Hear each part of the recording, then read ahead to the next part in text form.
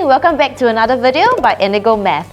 Today I'm going to take you through one of the questions on vectors. So, let's start. Now, moving on to part B, it says now I need to find the numerical area of a parallelogram with adjacent sides defined by 2a plus b and 5a minus 7b.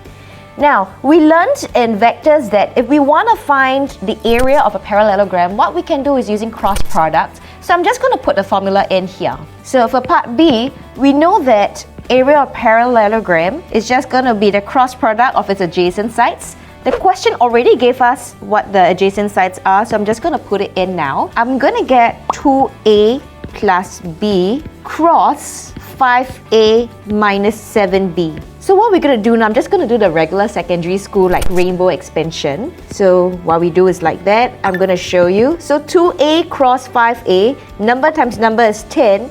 And then I've got a cross a.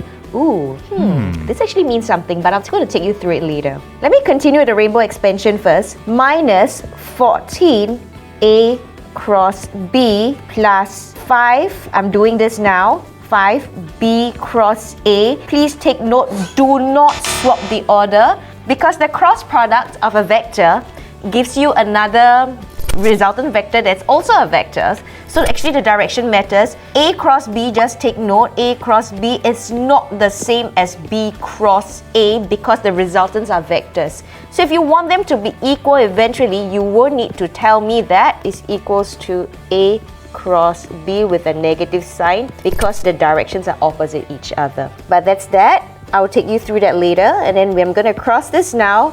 I will end up with a minus 7b cross b.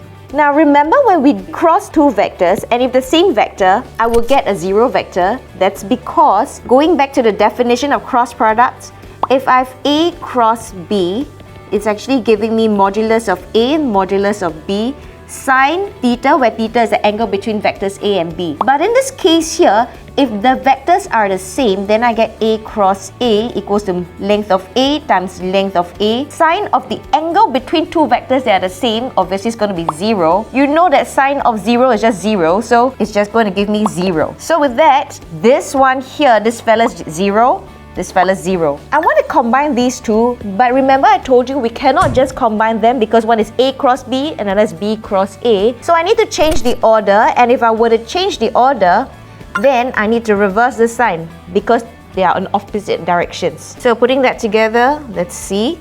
I will have negative 14A cross B minus 5A cross B. Altogether, I have negative 19A cross B. And I'm just going to take this out. I can separate this. Modulus of negative 19 and A cross B. Now, can you tell me what does it mean when I've got this? Similarly, I'm just going to use a definition. Let me just open this up. Modulus of negative 19 is just going to be 19. And if I've got A cross B, I'm just going to use the definition of cross product again. So I have modulus of A times the modulus of B with the sine of the angle between A and B. Sine of angle in between A and B. Didn't we see earlier that the vector B is perpendicular to A? Which means the angle between them is 90 degrees, right? So if it's 90 degrees, then I'll get sine of 90 degrees. And solving this, I have 19. The length of A we had seen earlier in the question, it is 2.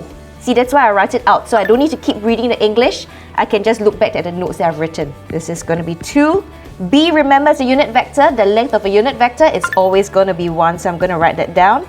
And sine of 90 is just 1. If you cannot remember, press a calculator for that. Working them out, I'm going to get 38 units square. And that's how we do this question here.